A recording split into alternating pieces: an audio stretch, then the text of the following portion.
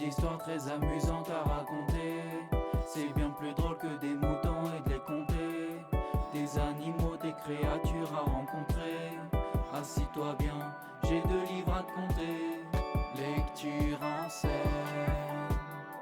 lecture en scène, lecture en scène,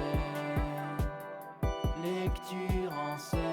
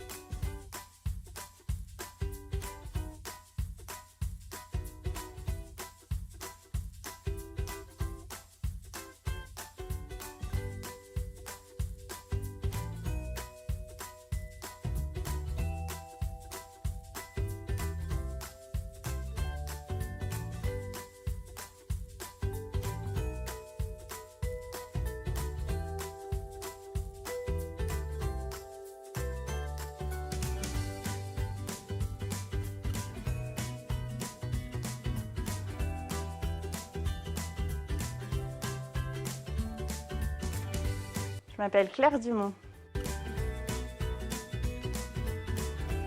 Alors, je vais reprendre la direction de la médiathèque avec l'aide de plusieurs autres personnes pour essayer de la faire revivre. À Villers-Plouy. Alors non, pour l'instant, nous ne sommes pas ouverts. On a été fermés depuis les confinements. Nous allons réouvrir très prochainement, enfin le plus rapidement possible, pour permettre aux gens de revenir et en essayant de trouver les plages horaires qui seront les plus faciles pour tout le monde.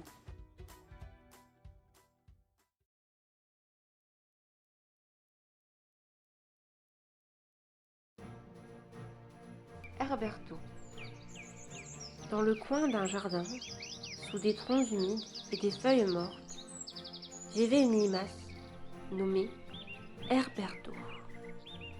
Comme toutes les limaces, Herberto passait joyeusement ses journées à manger de la salade. Il mangeait, jusqu'à ce que son ventre soit prêt à d'exploser et qu'il soit de nouveau l'heure de dormir. Un jour, après s'être goinfré, Herberto et ses amis durent se rendre à l'évidence. Il n'y avait plus la moindre feuille de salade alentour. Cette fois, Herberto décida de partir seul et, quelques heures plus tard, parmi les autres herbes, il aperçut une araignée qui tissait sa toile. « Oh, quelle belle toile !» dit Herberto. « Si seulement je pouvais tisser un motif aussi joli, avec autant d'habileté. »« Zou, du balai !» répondit l'araignée en agitant la patte. « Tu abîmes mon œuvre d'art !» Herberto continua son chemin, mais le soleil brillait si fort qu'il fut obligé de se réfugier dans un trou. La fraîcheur de la terre lui fit du bien et il s'enfonça un peu plus loin, jusqu'à rencontrer une colonie de fourmis. « Quels bons architectes vous faites !» dit Herberto. « Je serais bien incapable de créer des tunnels aussi compliqués. »« Oust, la limace !» crièrent en chœur les fourmis avant de commencer à le mordre. Herberto, tout penaud et se sentant quelque peu endolori, sortit de là au plus vite. De nouveau à l'air libre, Herberto rencontra un bousier qui roulait une boule de bouse de vache malodorante. « Quelle sculpture fascinante tu es en train de faire !» dit Herberto. « Tu ne vois pas que je travaille ? Pousse-toi de là !» ronchonna le bousier. Herberto se sentait las et découragé de ne rien créer comme les autres animaux. S'il pouvait au moins trouver un pied de salade. Mais où ? Il monta à un arbre pour avoir une meilleure vue.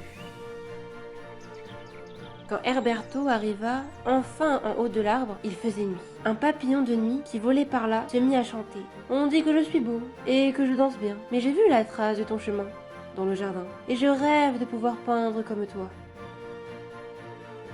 Entendant le compliment du papillon, tous les animaux interrompirent leur tâche et découvrirent combien leur jardin avait changé.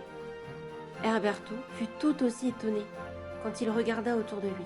Il vit la trace ondulée et lumineuse de son chemin qui traversait le paysage et reflétait le clair de lune. Il était ravi de son œuvre, mais il se réjouit plus encore quand il aperçut un délicieux pied de salade et les petits animaux se réunirent autour d'Herberto pour fêter le si joli jardin. Ensemble, ils se mirent à filer, sculpter, tisser, peindre, manger, danser et chanter. Cela dura toute la nuit, jusqu'à ce que le sommeil les gagne.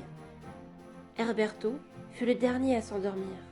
Avant de fermer les yeux, il contempla le jardin une dernière fois et sourit. Cette nuit-là, il fit le plus beau rêve qu'une limace puisse faire.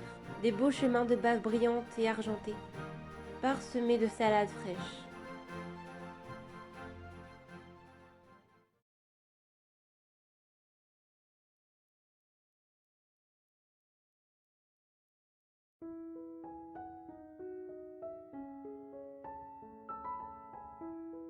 Maison. Nous cherchons une maison où habiter. En route, nous en avons plein à visiter. Cette maison n'est pas terminée. Celle-ci n'a pas de jardin. Il faudrait qu'elle soit plus grande, mais pas trop non plus. Sans être trop modeste, ni trop cossue. Nous en visitons d'autres. Nous cherchons une maison avec du caractère, insolite, perdue en mer. Une maison qui pourrait changer de place. Une qui pourrait voler. Dans une ferme, à l'abri des villes. La maison du Seigneur, qui n'est pas à vendre. Ou même, pourquoi pas, une vieille demeure. J'aurais peur qu'elle s'effondre. C'est du solide qu'il nous faut. Plus nous en visitons, moins nous arrivons à nous mettre d'accord. Je préfère les maisons traditionnelles. Je préfère les maisons modernes. Je veux vivre dans un immeuble. Je déteste vivre en appartement. Je n'aime pas avoir des voisins et je déteste les escaliers. J'aime avoir des voisins et j'ai peur des ascenseurs. Je n'aime pas qu'une maison soit trop compliquée. J'aime les maisons qui sortent de l'ordinaire. Nous n'arrivons pas à trouver une maison qui nous plaise à chacun. Alors, construisons notre maison. Elle aura une chambre d'amis. On s'y sentira à l'abri. Avec un garage et une cheminée pour se chauffer en hiver. Une échelle aussi pour grimper sur le toit. Surtout, avoir beaucoup de lumière à l'intérieur. Notre maison aura presque toutes les qualités, sans être parfaite.